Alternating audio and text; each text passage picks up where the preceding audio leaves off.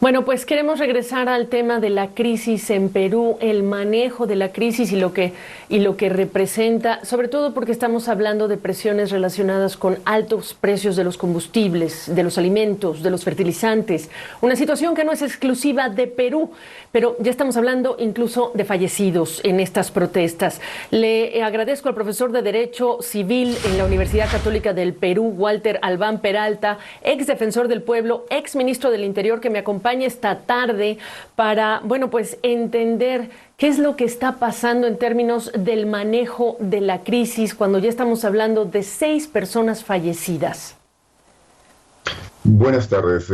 Sí, creo que lo primero que habría que señalar es que más bien esta crisis que tiene un factor externo innegable ha tenido el peor manejo, podríamos decir, más bien es un desmanejo debido a la improvisación en general del gobierno del presidente Castillo, a la imposibilidad de atender oportunamente lo que fue en un inicio algún reclamo, pero todavía acotado, y que se fue extendiendo en diversos territorios del país. Lo peor ha sido la decisión adoptada el día de ayer, que fue tomada casi a la medianoche, ¿no?, del día anterior.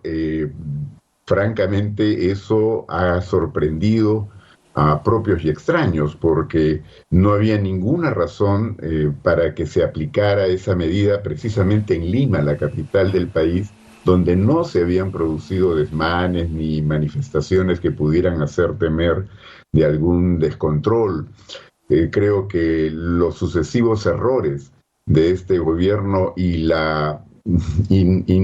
digamos, la ineficiencia de la actuación del Congreso de la República han sido un factor determinante para que esta situación se agrave y nos coloque en un escenario que no teníamos previsto hace unas semanas o hace pocos días, ¿no?, en que no se tiene claridad sobre cuánto más puede durar este gobierno. Que ese es el tema delicado. ¿Cuánto más puede durar este gobierno? La calle está prendida, refiriéndome, por supuesto, a los bloqueos en distintos puntos y partes del país y en algunas ciudades en particular. ¿Qué tiene que hacer la autoridad? ¿Qué debe hacer el gobierno para apagar esa presión y el descontento? Hay, digamos, sobre la mesa varias alternativas, pero todas creo que coinciden en señalar que este gobierno ya no es viable, y el reclamo ciudadano es a que se vayan todos, como se ha dicho en otras ocasiones también en otros lugares, y esto se refiere a que no continúe ni el Congreso ni el Ejecutivo y que hayan nuevas elecciones, pero eso demanda un proceso que todavía no está definido, probablemente requiera una modificación constitucional, por lo menos de carácter transitorio, ¿no?, para acortar los mandatos. Pero lo que sí, independientemente de que se pudieran desactivar los puntos más conflictivos con algunos gremios, organizaciones que habían planteado su protesta, lo que hay es un malestar ciudadano agravado, como repito, por la decisión del día de ayer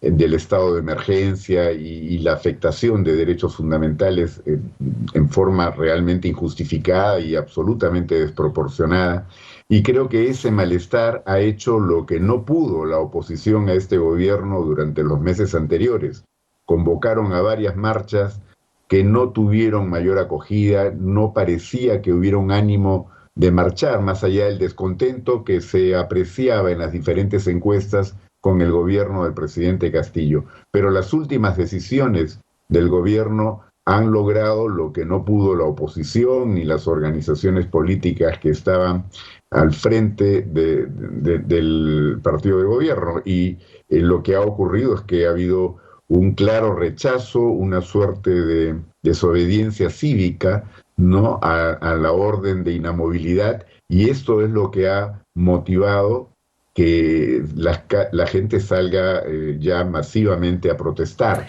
Por supuesto, ahora sí se han producido algunos desmanes, algunas manifestaciones que ciertamente evidencian que hay algo más detrás, pero eso no descalifica la protesta en general de una gran cantidad de ciudadanos y ciudadanas que han actuado espontáneamente por un problema que tienen delante y que ciertamente ha llevado al hartazgo, ¿no?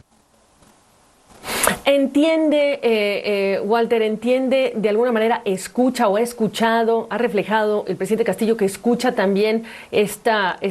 digamos, hipótesis, intención, pedido de algunos de que salga, y en particular lo menciono porque parte de las protestas se dan en lugares de donde surgió, digamos, que el apoyo inicial a Pedro Castillo, pienso en Junín, en otros lugares que no necesariamente son Lima.